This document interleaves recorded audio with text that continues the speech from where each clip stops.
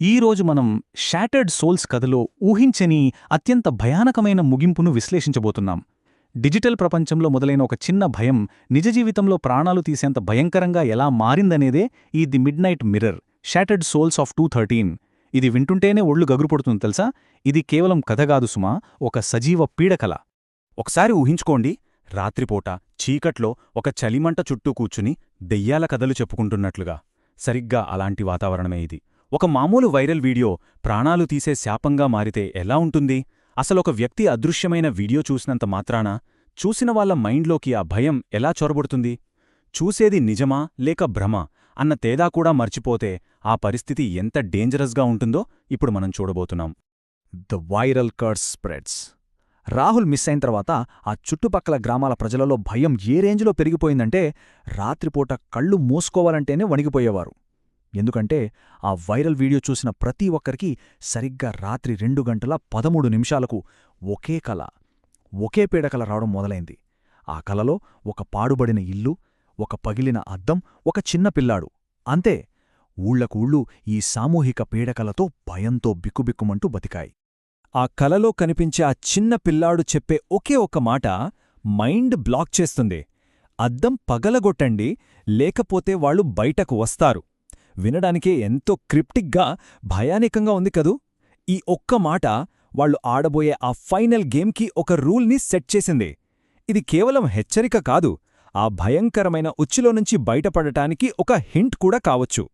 Entering the haunted house. ఊరంతా భయంతో వణికిపోతుంటే దీప్తి చెల్లెలు మేఘన మాత్రం ఒక సాహసోపేతమైన నిర్ణయం తీసుకుంది. తన అక్క దీప్తి ఇంకా బ్రతికే ఉందన్న బలమైన నమ్మకం తనది. అందుకే ఆ శాపాన్ని డైరెక్ట్గా ఫేస్ చేయాలనుకుంది. తన ఇద్దరు ఫ్రెండ్స్తో కలిసి ప్రాణాలకు తెగించి మరీ ఆ పాడుబడిన ఇంటికి వెళ్లాలని డిసైడ్ అయ్యింది. ఆ ఫైనల్ గేమ్ ఆడటానికి ఇంకో దారి లేదు మరి.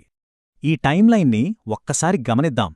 ద ఫైనల్ గేమ్ ఎలా సాగిందంటే, రాత్రి 1:40 వాళ్లు ఆ ఇంటి మెయిన్ డోర్ దాటారు. అక్కడ్నుంచి సరిగ్గా 2:13 ఆ అద్దం పగిలేంతవరకు ఆ గడిచిన ప్రతి నిమిషం ఒక నరకమే. అసలు ఆ టెన్షన్ ఎలా పెరిగిందో ఈ టైమ్లైన్ చూస్తే మనకొక క్లారిటీ వస్తుంది. రాత్రి 1:40 ఆ ఇంట్లోకి అడుగు పెట్టగానే అక్కడి వాతావరణం ఎంత భయంకరంగా ఉందంటే, గోడల మీద ఎవరువో వింతైన చేతిముద్రలు, దానికి తోడు పై అంతస్తు నుంచి ఎవరో భోరున ఏడుస్తున్న శబ్దం. ఇవి చాలు అన్నట్లు టైం 2:13కి దగ్గర పడుతున్న కొద్దీ గడియారం టిక్ టిక్ శబ్దం. ఇవన్నీ కంటిన్యూస్గా వినిపిస్తూ ఆ ఇంటిని ఒక సజీవ నరకంగా మార్చేశాయి. ఆ సీన్ ఊహించుకుంటేనే రోమాలు నిక్కబొడుచుకుంటాయి. The final game begins. అలాంటి ఒళ్ళు గగురుపొడిచే వాతావరణంలో కూడా మేఘన ధైర్యం చేసి పై అంతస్తుకు చేరుకుంది. అక్కడ ఆమె చూసిన దృశ్యం మైండ్ బ్లాక్ చేసింది. ఒక పాత అద్దం ముందు తన అక్క దీప్తి కదలకుండా శిలలా నిలబడి ఉంది. ఇన్ని రోజుల వెతుకులాట తర్వాత తన అక్కను ఆ స్థితిలో చూసేసరికి మేఘనాకి గుండె ఆగనంత పనైంది. అక్కడ టెన్షన్ పీక్స్కెళ్ళిపోయింది. మేఘనా పిలవగానే దీప్తి చాలా నెమ్మదిగా వెనక్కి తిరిగింది. కాని ఆమె కళ్లలో అసలు జీవమే లేదు. కనుగుడ్లు పూర్తిగా నల్లగా మారిపోయాయి. ఒక రకమైన డెడ్ ఎక్స్ప్రెషన్తో పారిపో, వాళ్ళు వస్తున్నారు అని చాలా నెమ్మదిగా గుసగుసలాడుతూ హెచ్చరించింది. అక్కే అలా చెప్పేసరికి అసలిక్కడ ఏం జరగబోతుందోనన్న భయం ఆవహించేసింది. టైం అయిపోతోంది. టక్ టక్ టక్. ఆ శపించబడిన నిమిషం వైపుగా గడియారం ముల్లు వేగంగా కదులుతోంది. అద్దంలో పగుళ్లు రావడం మొదలైంది. కాని విచిత్రమేంటంటే ఆ పగుళ్లు బయటనుంచి కాదు, అద్దం లోపలనుంచొస్తున్నాయి. వందల కొద్దీ చేతులు ఆ అద్దాన్ని గీకుతూ పగలగొట్టి బయటకు రావడానికి చేస్తున్న ప్రయత్నం ఆ శబ్దంలో స్పష్టంగా వినిపిస్తోంది. ఆత్మల ఆక్రందన అది. Shattered at 2:13. అదే ఆ భయంకరమైన క్షణం. రాత్రి 2:13. గడియారం ఆ టైం చూపించగానే ఒక పెద్ద విస్ఫోటనం. అద్దం ఒక్కసారిగా పగిలి ముక్కలైపోయింది. గది మొత్తం కట్టిక చీకటి. అసలా చీకటిలో ఏముందో, నెక్స్ట్ ఏం జరగబోతోందో తెలియని ఒక విపరీతమైన భయం.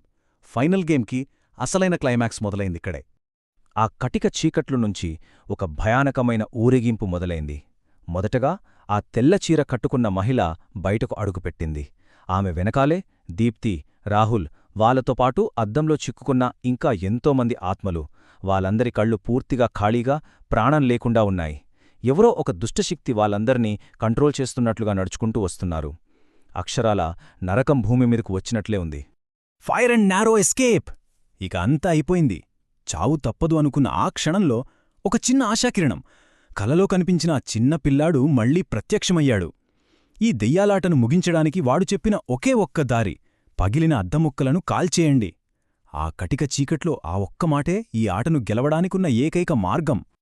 ఇక్కడ మేఘన ప్రెజెన్స్ ఆఫ్ మైండ్ని మనం మెచ్చుకోవాలి. క్షణం కూడా ఆలోచించకుండా తన ప్లాన్ని ఎలా ఎగ్జిక్యూట్ చేసిందంటే, వెంటనే కిరోసిన్ తీసుకుని ఆ అద్దం ముక్కల మీద పోసేసింది. లైటర్ వెలిగించి నిప్పొంటించింది. అంతే. మంటల్ రాజుకోగానే ఆ తెల్లచీర మహిళ పెట్టిన అరుపుకు ఇల్లు మొత్తం పునాదులతో సహా కంపించిపోయింది. అదొక ప్రాణాంతకమైన ఎస్కేప్ ప్లాన్. ఆ మంటలు అద్దం ముక్కలను తాకగానే ఒక మిరాకిల్ జరిగింది. సెకన్ల వ్యవధిలో దీప్తికి స్పృహ వచ్చేసింది. పరుగెత్తు అని మేఘనను గట్టిగా అరిచింది. ప్రాణాలు అరచేతిలో పెట్టుకుని వాళ్లు ఇంటి బయటకు పరుగెత్తారు. వాళ్లు అలా బయట పడ్డారో లేదో మొత్తం ఇల్లంతా మంటల్లో కాలి బూడిదైపోయింది. బతుకు జీవుడా అని వాళ్లు ఊపిరి పీల్చుకున్నారు. ఆ ఫైనల్ గేమ్ అలా ఎండయిందనుకున్నారు. The antique shop warning!